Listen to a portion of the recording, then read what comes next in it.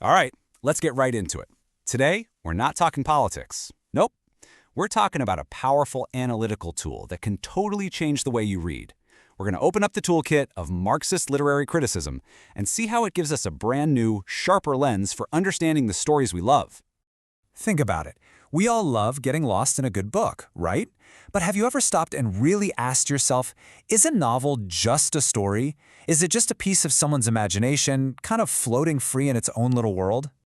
Well, this way of thinking argues that it's always the second one. The idea here is that every single piece of literature is a product of the time and place it was written.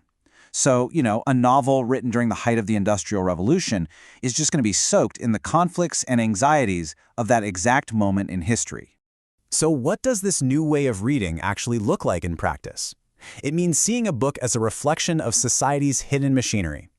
Its class structures, its power dynamics, and all the ideas that hold the whole thing together. It's about looking past the surface plot to see the social drama playing out underneath. But to do that, you need the right tools. So think of this next part as us unpacking a special toolkit, the kind a literary critic using this approach would have. These are the core principles, the absolute essentials that guide the whole analysis. All right, let's pop this toolkit open and see what's inside. We've got 5 key concepts: class struggle, base and superstructure, ideology, historical materialism, and alienation. Seriously, once you get these 5, you've got the key to unlocking this entire way of reading. First up, we've got the base. This is the absolute foundation of everything. It's the nuts and bolts, the material reality of a society. Who owns the factories, the land, the resources, and, crucially, the class relationships that form because of who owns what. And then, growing right out of that economic base, you have the superstructure. This is the whole world of culture and ideas. We're talking art, law, religion, and of course literature. Now, the theory says this superstructure isn't just random. It's shaped by the base, and it usually ends up reinforcing it. So you see the connection? It's absolutely crucial. For example, the novel becoming a super popular form of entertainment in the 18th century, that was an accident. It's directly tied to the rise of a new literate middle class. That's the economic base creating the perfect conditions for a new literary superstructure to flourish. Now, for the engine that, according to this theory, drives all of history, class struggle. This is that core conflict between the owners, the bourgeoisie, and the workers, the proletariat. A critic using this lens would argue that a huge amount of literature is, one way or another, dramatizing this exact struggle for power and money. But wait, how does a ruling class stay in charge without using force all the time? Well, that's where ideology comes in. Think of it as the invisible, common-sense ideas and values that make the way things are seem totally normal and natural. And literature? It plays a huge role here. It can either prop up that dominant ideology, or it can start asking some very uncomfortable questions. And our last tool is alienation. This is all about that feeling of being disconnected, powerless. You see it in characters all the time. But from this perspective, it's not just some personal sadness. It's a symptom of a whole economic system that can make people feel cut off from their own work, from the things they make, and even from each other. Okay, that's enough theory for now. What does this all look like when we actually apply these tools to real books? Let's put a couple of classic stories under the microscope and see what we find. Charles Dickens's novel Hard Times is a perfect, clear-cut example. On one side, you've got Mr. Gradgrind, the factory owner. He is the bourgeoisie. And on the other, you have Stephen Blackpool, the poor, oppressed factory worker. He's the proletariat. Their personal stories aren't just personal. They're the story of their entire classes at war with each other.